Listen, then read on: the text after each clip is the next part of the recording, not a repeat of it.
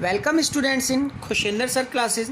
Students, today we will read the chapter from the diary of Anne Frank, written by Anne Frank. Students, I have taken this chapter from the first flight of class 10. Let us students read the chapter line to line. Students, now as it has been given in first line, writing in a diary is a really strange experience for someone like me. Diary में लिखना, N Frank कहती है कि diary में लिखना एक वास्तव में रियली स्ट्रेंज एक्सपीरियंस था, एक वास्तव में बहुत ही अजीब और वास्तविक अनुभव था फॉर समवन लाइक मी, यानी कि मेरे जैसी लड़की के लिए राइटिंग लिखना डायरी एक वास्तव में एक बहुत ही अजीब एक्सपीरियंस था. Not only because I have never written anything before, ना केवल इसलिए कि मैंने इससे पहले कभी नहीं लिखा था, but also because it seems to me that later on neither I nor anyone else will be interested in the musing of a 13 years old school girl. और इसलिए भी ये मुझे लगा क्योंकि बाद में ऑन नाइदर ना तो मैं ही और ना ही कोई और व्यक्ति, neither I nor anyone else will be interested, कोई भी दिलचस्पी नहीं लेगा इन the musing of a 13 year old school girl, यानी कि जो स्कूल जाने वाली लड़की जो 13 साल की है उसके विचारों में कोई भी इंटरेस्ट नहीं लेगा जो मैं इस डायरी में लिखूंगी.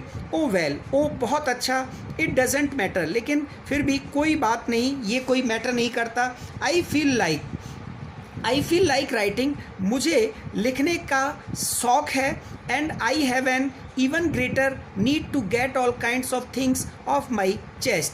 और अब मुझे उस ज़रूरत है कि उस महान एक प्रकार से मेरी जो छाती पर जो बोझ है उसको हटाने का. तो यानी कि आई फील लाइक राइटिंग, मैंने अब लिखने का शौक़ जैसे कि मुझे हुआ, तो अब लिखने के शौक़ को पूरा करने के लिए मुझे ज़रूरत थी कि मुझे सबसे पहले तो ज़रूरत होगी अपने जो मेरे हृदय पर जो भार है, एक प्रकार से gate all kinds of things, सभी वस्तुओं का जो हार है, सभी विचारों का जो भार है उसको हटाने का, उसकी ज़रूरत है. And paper has more patience than people. अब यहाँ पर स्टूडेंट्स ये स्टेंजा बहुत ही इम्पोर्टेंट है कि पेपर जो है बहुत ही अधिक धैर्य रखता है देन पीपल, लोगों के मुकाबले. I thought of this saying, मैंने इस कहावत के बारे में विचार किया on one of those days, उन दिनों में एक दिन.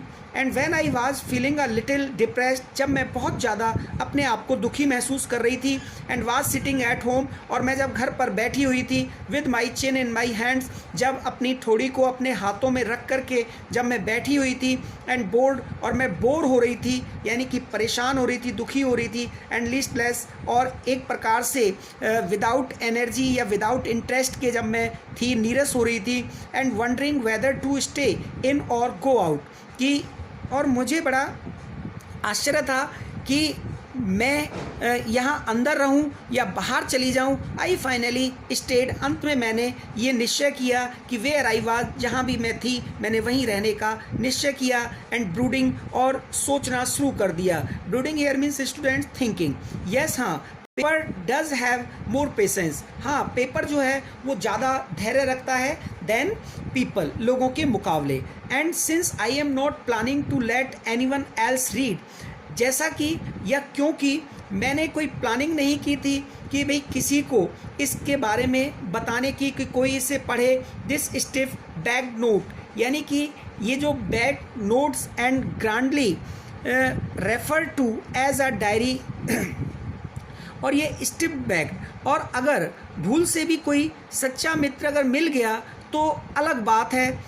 यानी कि अब वो प्लान बनाती है कि since I am not planning to let anyone else read, क्योंकि मैं कोई प्लान नहीं कर रही थी कि कोई भी व्यक्ति इसे पढ़े. द स्टिप बैग नोटबुक को, यानी कि जो एक मोटे कब्र वाली जो नोटबुक थी, ये डायरी जो थी, एंड ग्रांडली चाव से refer to as a diary, जैसा कि इस डायरी में जो भी कुछ लिखा गया था मैं नहीं चाहती थी कि कोई भी व्यक्ति इसे पढ़े, लेकिन जब तक unless I should ever find a real friend, यानी कि जब तक कि मुझे कोई सच्चा मित्र नहीं मिला, तो तब तक अगर कोई सच्चा मित्र मिल जाता है तो अलग बात है कि कोई इसे पढ़े, लेकिन उससे पहले मैं नहीं चाहती थी कि कोई भी व्यक्ति इस डायरी को पढ़े।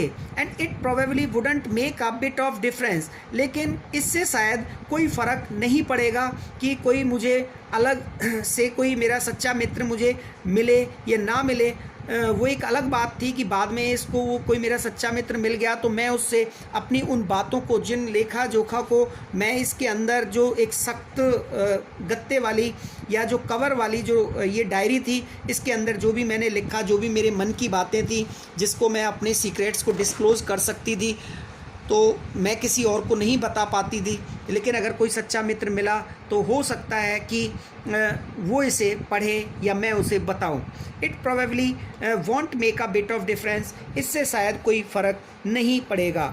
And now I am back to the point that prompted me. अब मैं वापस उसी अपने पॉइंट पर आती हूँ, दैट प्रॉम्प्टेड, जिस बात ने मुझे तैयार किया, prompted me to keep a diary in the first place, diary को सबसे पहला स्थान देने के लिए। अब मैं वापस उसी पॉइंट पर आती हूँ, क्यों मैंने डायरी लिखना शुरू की, क्यों मैंने सबसे पहले अपनी सारी सीक्रेट्स को इसके अंदर डिस्क्लोज़ करना शुरू किया। I don't have a friend, क्योंकि स्टूडेंट्स मेरा कोई भी मित्र नहीं था, एन फ्रैंक ऐसा कहती है। And let me put it more clearly, और अब जब एन फ्रैंक इस बात पर लौटकर आती है कि जिसने मुझे डायरी रखने के लिए प्रेरित किया, तो अब एन फ्रैंक कहती है let me put it more clearly कि since no one will believe that, कि अब मैं ये बात क्लियर तरीके से भी स्पष्ट तरीके से बताना चाहती हूँ। एंड जैसा कि कोई भी व्यक्ति विश्वास नहीं करेगा, since no one will believe that a 13-year-old girl is completely alone in the world. पहली बात तो कोई भी व्यक्ति इस बात पर विश्वास ही नहीं करेगा कि एक 13 साल की लड़की पूरी तरह से इस संसार में अकेली है। इस बात को पहले मुझे स्पष्ट करने दो। एंड आई एम नॉट, लेकिन मैं अकेली नहीं हूँ।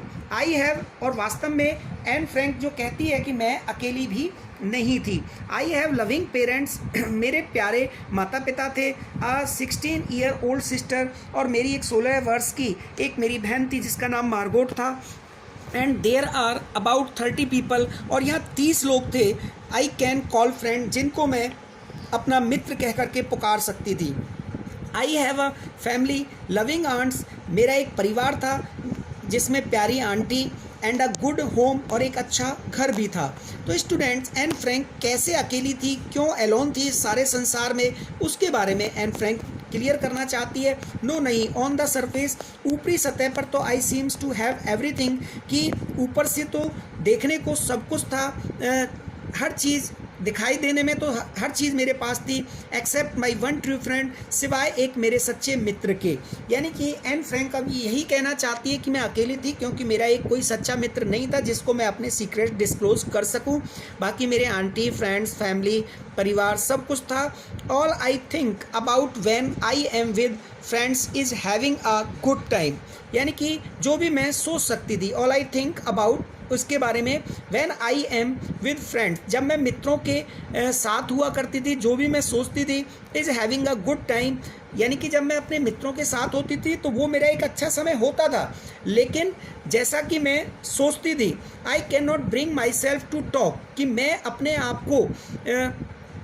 अपने आप किसी को नहीं बता सकती थी अबाउट एनीथिंग, किसी भी चीज़ के बारे में, बट ऑर्डनरी एवरीडे थिंग्स, केवल जो साधारण सी प्रत्येक दिन की बातें होती थी उनको ही मैं उनसे शेयर कर सकती थी, लेकिन मैं अपनी जो सीक्रेट्स बातें थी उनको मैं किसी को भी नहीं बता सकती थी। We won't seems to be able to get any closer, और वी डोंट सीम, ऐसे लगता था कि हम सब मित्र तो थे, परिवार के सभी सदस्य थे, लेकिन हम बहुत ज़्यादा एक दूसरे के क्लोज नहीं थे।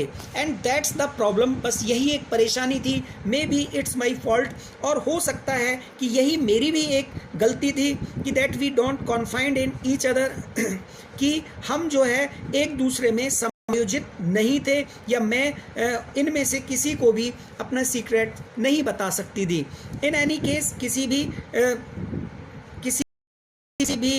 ये केस में that's just how things are, यानी कि आखिर जैसे भी बातें होती हैं वैसे ही सब कुछ। And unfortunately they are not liable to change, यानी कि जैसे कि अपने आप का स्वभाव होता है। एनी फ्रैंक कहती है दुर्भाग्यवश ये एक प्रकार से सभी जो वस्तुएं थीं वो चेंज नहीं हो सकती थी। इट मीन्स वो यही कहना चाहती है कि अपनी छवि को सुधारने के लिए दुर्भाग्य से इसके बदलने का जो अवसर था, आसार भी नहीं है स्टूडेंट्स यहाँ पर। And unfortunately they are not able to change, जैसा कि वो कॉन्फाइंड थी, सीमित थी स्टूडेंट्स यहाँ पर। And that's the problem, may be it's my fault. मैं एक बार रिपीट करूँगा इसे कि यही मेरी परेशानी थी, ये मेरी गलती थी। And we don't confined in each other, कि जो हम एक दूसरे को अपनी प्राइवेट बातों को नहीं बता सकते थे। Confide here means student to tell personal things privately to a person that one trust, जिस पर तुम विश्वास कर सकते हैं। एंड इन एनी केस किसी भी कीमत पर, that just how things are, किसी भी कीमत पर आखिर ये जो बातें थी। And unfortunately they are not able to change, ये आखिर जैसी भी बातें थी वैसी की वैसी रही, लेकिन यहाँ पर unfortunately they are not able to change, दुर्भाग्यवश इसके बदलने का कोई जो आसार था वो भी दिखाई नहीं दे रहा था। Why I have started the diary, that's why, यही कारण था कि मैंने डायरी लिखना शुरू किया।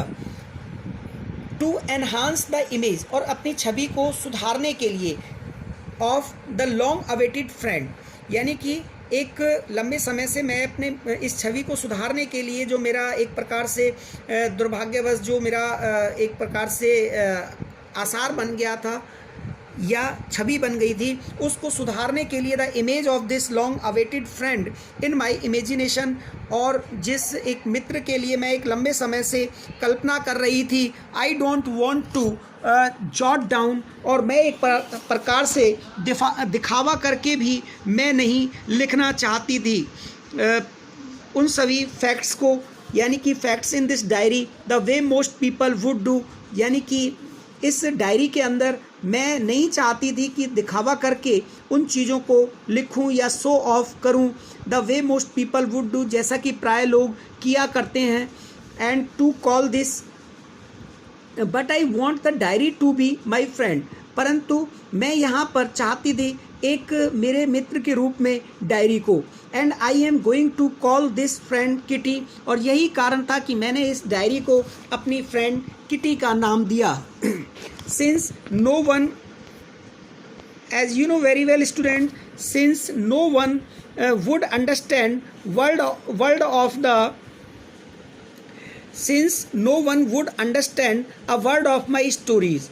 स्टूडेंट्स यहाँ पर no one would understand a word of my stories to Kitty, कि कोई भी व्यक्ति, जैसा कि नो वन वुड अंडरस्टैंड, कोई भी नहीं समझ पाएगा एक भी शब्द को, मेरी कहानियों के किसी भी एक भी शब्द को कोई नहीं समझ पाएगा स्टोरीज टू किटी, किटी के लिए।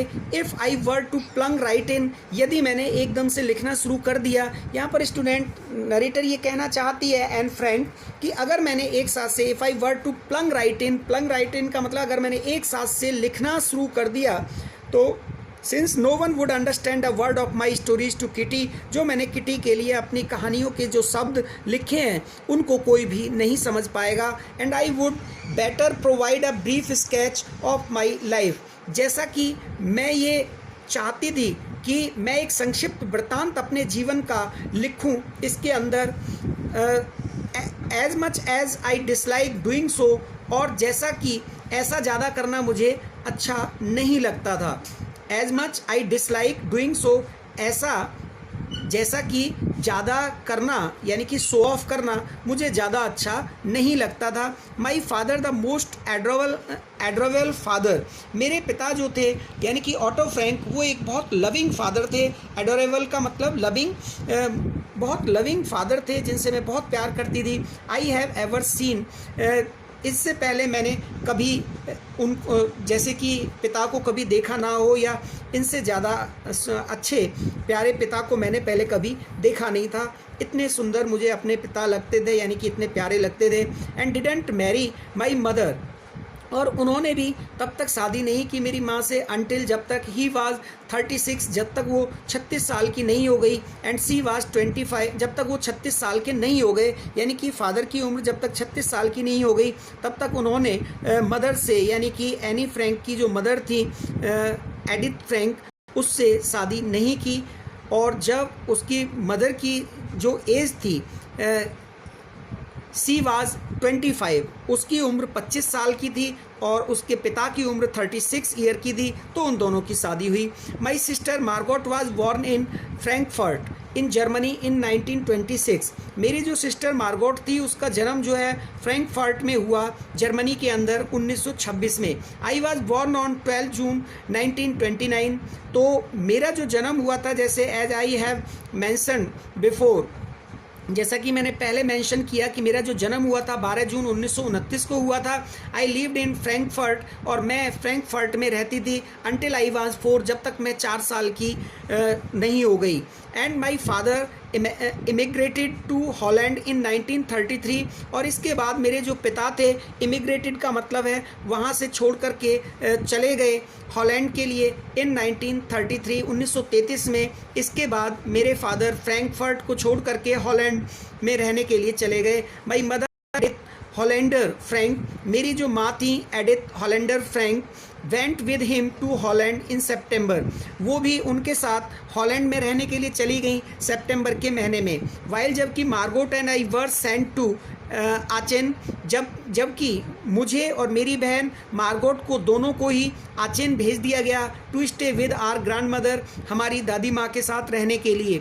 Margot went to Holland in December, Margot जो है वो हॉलैंड चली गई दिसंबर में रहने के लिए। एंड आई, अब यानी कि मार्गोट भी दिसंबर में, सितंबर के बाद जब दिसंबर आया तो वहाँ हॉलैंड में रहने के लिए मार्गोट भी चली गई। अब मैं और मेरी दादी माँ ही अकेले रह गए।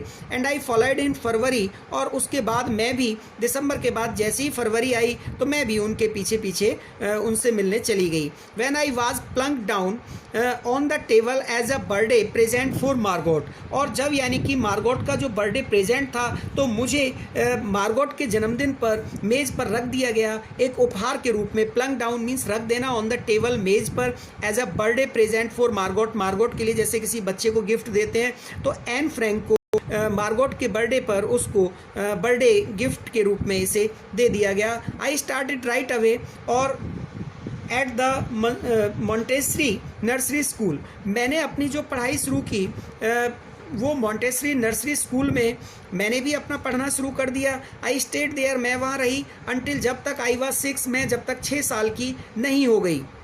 इट मीन 6 साल की जब वो हो गई तब तक उसने मॉन्टेसरी नर्सरी स्कूल में ही स्टडी की। And eight which time I started in the first form, और उस समय पर मैंने अपनी पहली कक्षा को शुरू किया, फर्स्ट फॉर्म को शुरू किया, पहले दर्जे को। In the 6th form my teacher was Mrs Kuperus, और 6th फॉर्म में जो मेरी टीचर थी वो मिसेज कुप्रस थी। एंड द हेड मिस्ट्रेस, जो हमारी मुख्य अध्यापिका थी।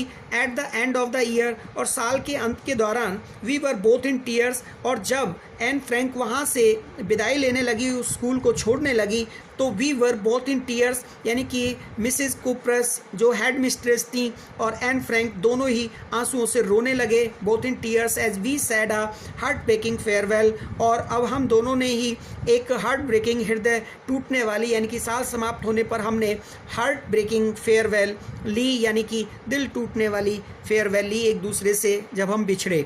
And in the summer of 1941 grand माँ फेल इल, और जब गर्मियाँ पड़ रही थी 1941 में, तो दादी माँ जो थी वो बीमार पड़ गई। And had to have an operation, और उन्हें एक ऑपरेशन से गुजरना पड़ा। सो माई बर्थडे पास्ट, और अब मेरा जो बर्थडे था विद लिटिल सेलिब्रेशन, थोड़ा हल्का फुल्का सा उत्सव मना करके ही गुजारना पड़ा।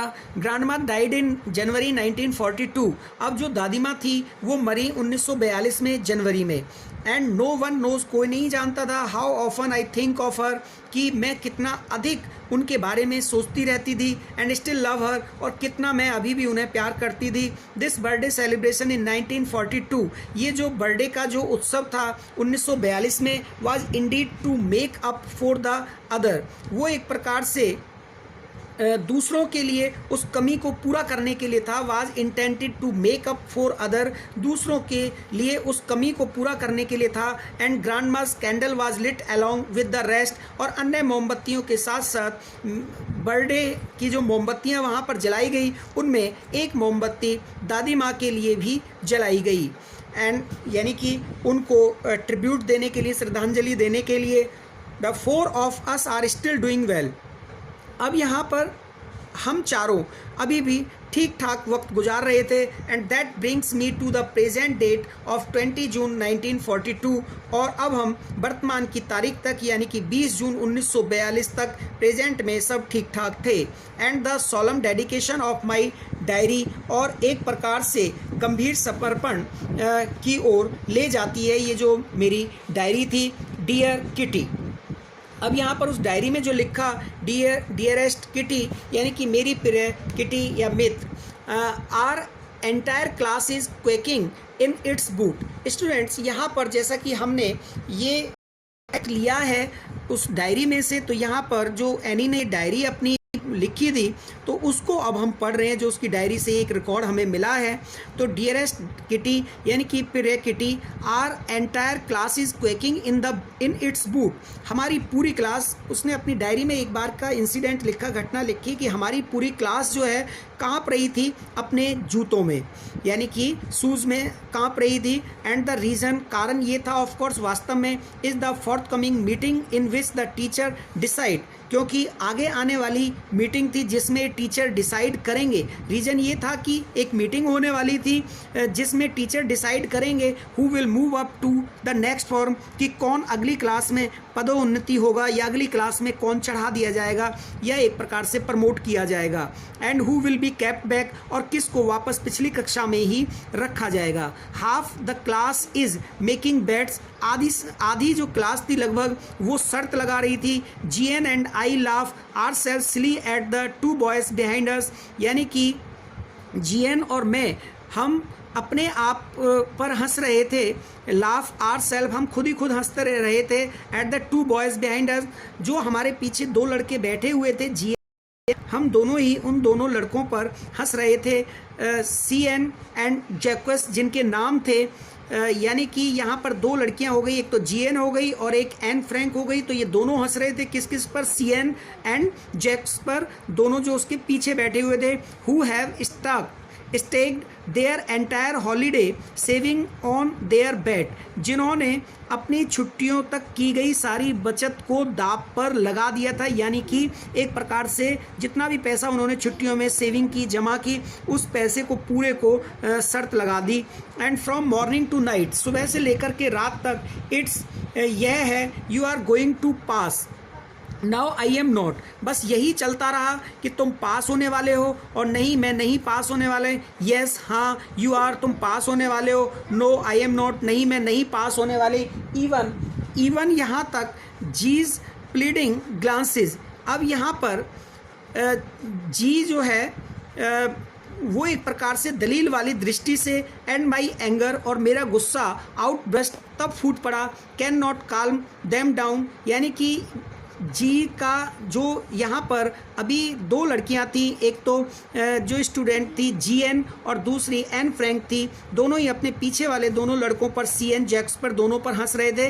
तो यहाँ पर अब वही कहना चाहती है कि इवन यहाँ तक जीएन और जीएन की तो जो दलील वाली जो दृष्टि थी, जिस दृष्टि से वो देख रही थी कि भाई तुम चुप हो जाओ उन दोनों लड़कों को, और एक प्रकार से एन फ्रैंक का जो गुस्सा था, वो जो फूट पड़ रहा था, वो भी उन दोनों लड़कों को शांत नहीं कर सकता था। इफ़ यू आस्क मी, और यदि तुम मुझसे पूछो तो देयर आर सो मैनी ड्यूमीज, और यहाँ पर बहुत सारे इतने बुद्धू हैं, यानी कि अगर तुम मुझसे पूछो तो हमारी क्लास में इतने सारे बुद्धू लड़के हैं, that about a quarter of the class should be kept back, कि लगभग 1/4 क्लास को वापस पिछली क्लास में ही रखना होगा।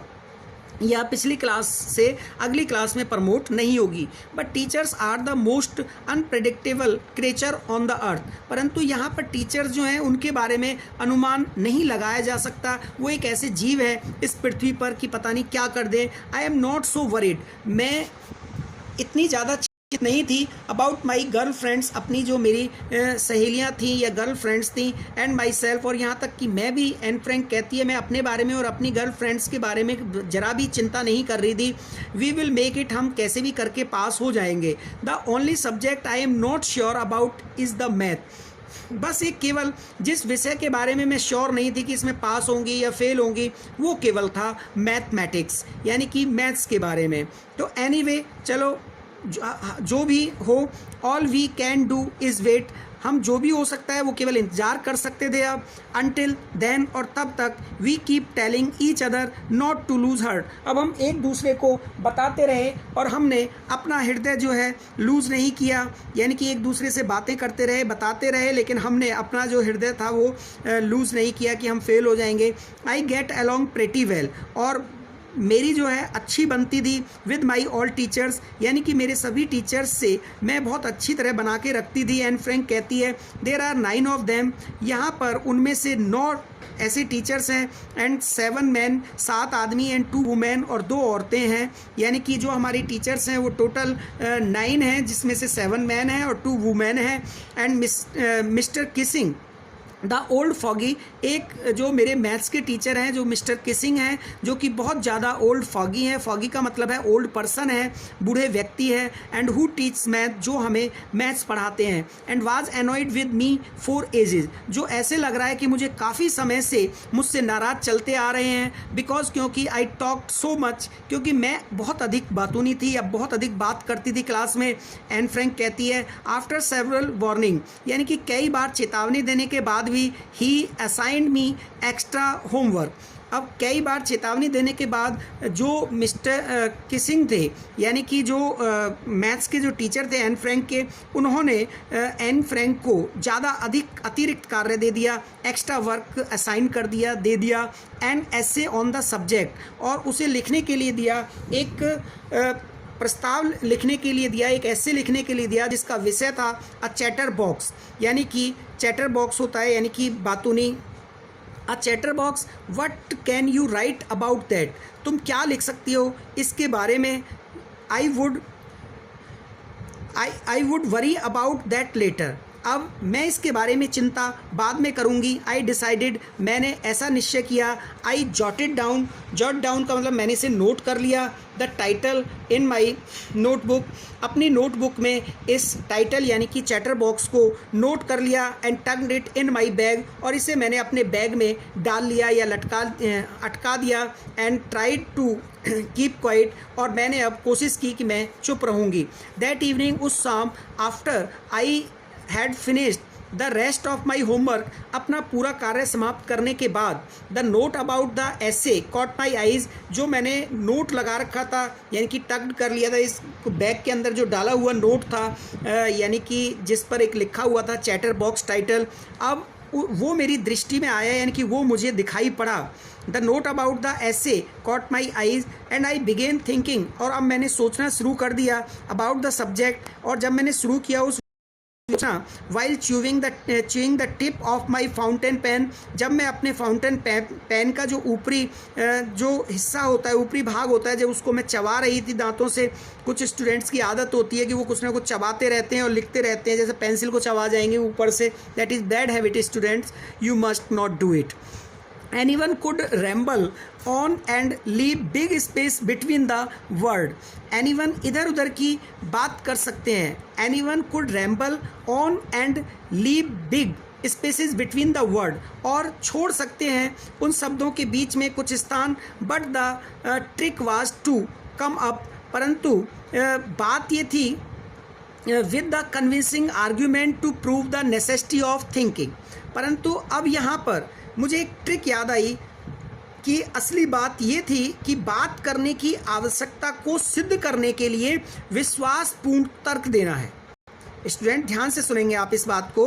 But the trick was to come up with the convincing argument to prove the necessity of talking. It means बात ये थी कि बात करने की जो आवश्यकता को सिद्ध करने के लिए विश्वासपूर्ण तर्क देना है। अब मुझे उसमें ऐसा लिखना था। आई थॉट, मैंने सोचा, एंड थॉट, फिर सोचा, and suddenly I had an idea, अचानक मुझे एक विचार याद आया। आई रॉट द 3 पेजेस, और मैंने फिर 3 पेज का वो ऐसे लिख दिया। And Mr Keesing had assign me, जो मिस्टर किसिंग ने मुझे दिया था जो ऐसे लिखने के लिए, एंड वाज सेटिस्फाइड, और वो संतुष्ट भी हो गए उस ऐसे को पढ़ करके।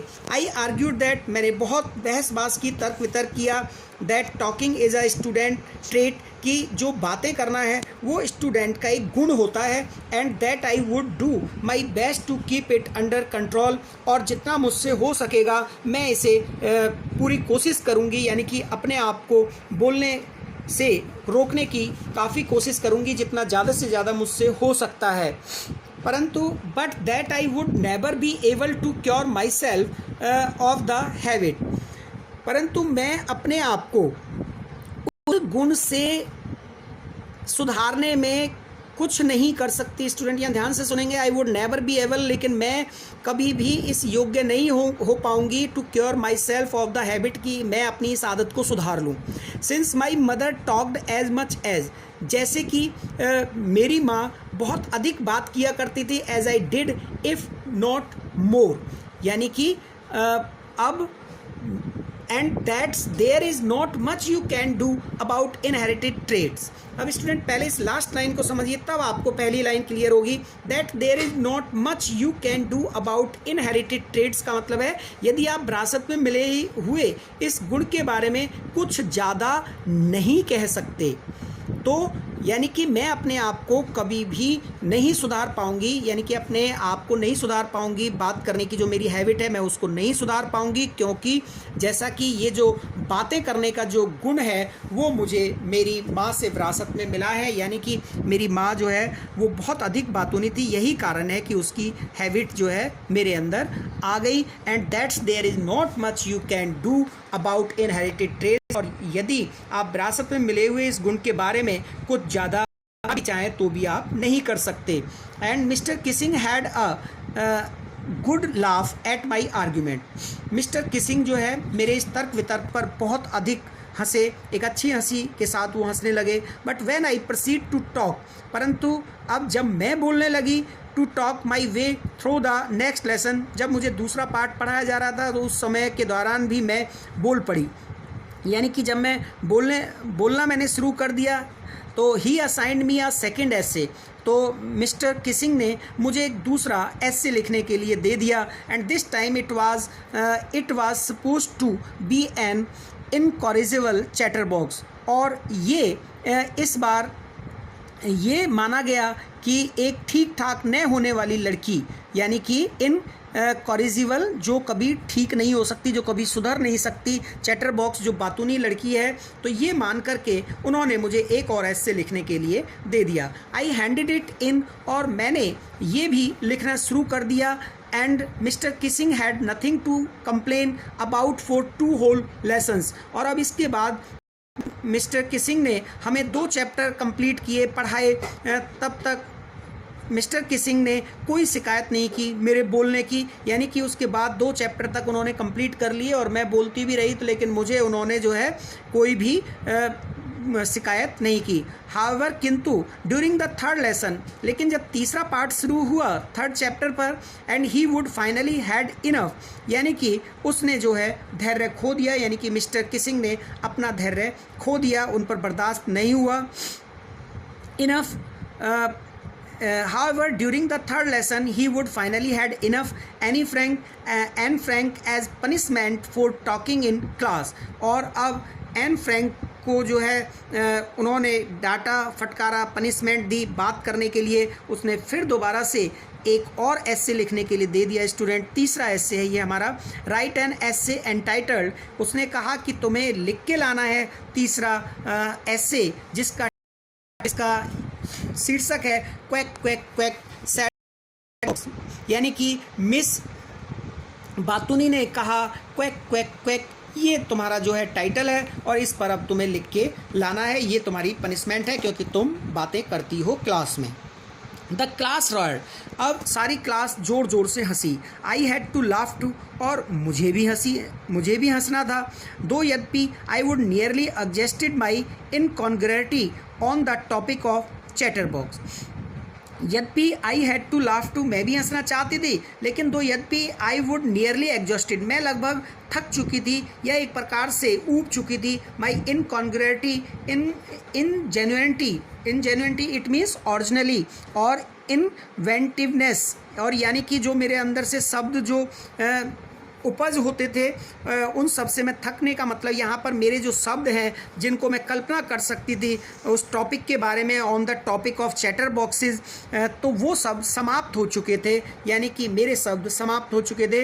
It was time to come up with something, अब ये इट वॉज टाइम, ये एक ऐसा समय था, to come up with something else, कि अब मैं कुछ और लिखूं।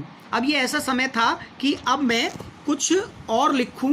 Something else it means something original, कुछ यानी कि एक वास्तविक मैं लिखना चाहती थी जो एकदम से ओरिजिनल हो, एकदम से ठीक हो। एंड माई फ्रेंड, मेरे मित्र, मेरी जो फ्रेंड थी Sen, and who is good at poetry, जो पोइट्री लिखने में बहुत अधिक सक्षम थी या बहुत अच्छी थी, offer to help me write the essay for beginning to end in words, तो उसने मुझे ऑफ़र किया, या अब उस मेरी जो फ्रेंड सेन थी उसने जो पोइट्री लिखने में बहुत अच्छी थी, उसने मेरी मदद करने की पेशकश की कि तुम ऐसे को जो लिखना चाहती हो उसे लिखो वर्स में, यानी कि काव्यात्मक रूप से लिखो ऐसे को शुरू से। And I jump for Joy, और मैं अब खुशी से उछल पड़ी। अब यानी कि मेरी फ्रेंड ये जो सेन थी वो मेरी मदद करना चाहती थी वर्स में लिखने के लिए, यानी कि काव्यात्मक ढंग से उस टॉपिक को लिखने में उसने मेरी मदद की, और मैं इस बात से खुश हो गई। Mr Keesing was trying to play a joke on me, अब यहाँ पर मिस्टर किसिंग जो थे, जो मेरे मैथ्स के टीचर थे, वो पूरा प्रयत्न कर रहे थे कि वो मुझ पर वो एक जोक करेंगे। And with this ridiculous subject, इस हास्यप्रद विषय पर मिस्टर किसिंग जो थे वो प्रयत्न कर रहे थे कि वो एक मेरा मजाक उड़ाएं। But I would make sure the joke was on him, परंतु मैं ये सिद्ध करना चाहती थी कि मैं खुद उनका मजाक उड़ाऊंगी, यानी कि मैं उन पर खुद पर जोक करूंगी। आई फिनिश्ड माई पोइम, अब मैंने अपनी पोइम समाप्त कर दी। And it was a beautiful poem, ये एक सुंदर पोइम थी। And it was about a mother duck, ये एक माँ डक के बारे में, जो यानी कि फीमेल डक होती है, मदर थी वो, उसके बारे में कहानी थी। एंड अ फादर स्वैन, और एक पिता हंस के बारे में थी। विथ 3 बेबी डकलिंग्स, और जिनके 3 छोटे छोटे बच्चे थे। And who were beaten to death by the father, और जिन्हें मार मार कर पीट कर मार दिया गया उनके पिता ने, because they were quack too much, क्योंकि वो बहुत अधिक बोलते थे, क्वैक टू यानी कि बातूनी थे। एंड लकीली, भाग्यवश, Keesing took the joke the right way, Mr Keesing ने इस जोक को बिल्कुल सही डायरेक्शन में ले लिया, यानी कि जोक द राइट वे, इसको सही तरीके से लिया। And he read the poem to the class, अब मिस्टर किसिंग ने इस पोइम को पूरी क्लास में पढ़ा। And adding his own comments, और इसमें कुछ अपनी टिप्पणियाँ करते हुए इसको पढ़ा। And to several other classes, और अन्य कई क्लासेस में इसको पढ़ा एज वेल, जैसे कि एक तो एन फ्रैंक की क्लास में पढ़ा, और उसके बाद उन्होंने अन्य दूसरे क्लासों में भी पढ़ा। Since then I have been allowed to talk, और तब से फिर मुझे अलाउ कर दिया गया बात करने के लिए। And haven't been assigned any extra homework, और इसके बाद मिस्टर किसिंग ने मुझे कोई भी अन्य अतिरिक्त कार्य नहीं दिया। एंड ऑन द कॉन्ट्ररी, इसके समयकालीन, Mr Keesing is always making jokes these days, Mr Keesing जो थे वो भी अब इन दिनों जोक करते थे, यानी कि हमें जोक सुनाया करते थे, वो भी हंसने लगे। योर्स एनी, जैसा कि स्टूडेंट ये एनी ने अपनी डायरी को मेंशन करते हुए लिखा था, तो योर्स एन, यानी कि जो एनी फ्रैंक है, एन फ्रैंक जो है, actually students I have mention 2 name, Anne और Annie Frank, both are the same students. in the there is the variation of only pronunciation student, okay. Wherever I have spoken any or n, it means both words are the same, or for these two words have been used for only single one person, it means writer or narrator. Students, extracted from the diary of a young girl with slight adaptation, यानी कि हल्का सा उससे मिलता जुलता ये भाग लिया गया है जो कि एन फ्रैंक ने अपनी डायरी में लिखा, the diary of a young girl के नाम से जो पब्लिश हुई ये book. Students, I hope that you have learned it very well. If you have understood or learned very well, kindly like and subscribe my channel Khushinder Sir Classes. Thank you and have a nice day, students.